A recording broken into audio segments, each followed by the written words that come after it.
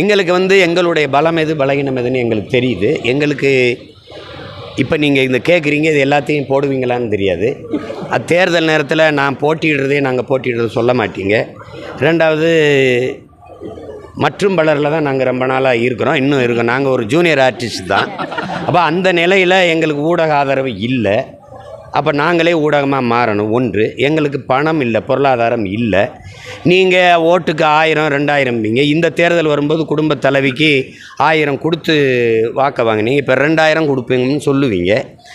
இப்படி பல இதுகளை நீங்கள் செய்வீங்க. எங்ககிட்ட அது இல்லை. அப்போ இந்த மிக்சி தாரம், கிரைண்டர் தாரம், மூக்குத்தி தாரம், கொலுசு தாரம், தோடு தொங்கட்டான் தாரம் அப்படிலாம் சொல்லி எங்களால் வாக்கு சேகரிக்க முடியாது. ஆனால் இந்த அநீதியை வீழ்த்த ஒன்று தான் செய்ய முடியும், படை வலிமையால் முடியும். அப்போ படையை பெருக்கு, தடையை நொறுக்கு, இனத்தின் விடுதலையே இறுதி இலக்கு, எளிய சுமை இனிய பயணம், வேலையை சிறிதாக்கு, வெற்றியை எளிதாக்கு. இது எங்கள் கோட்பாடு.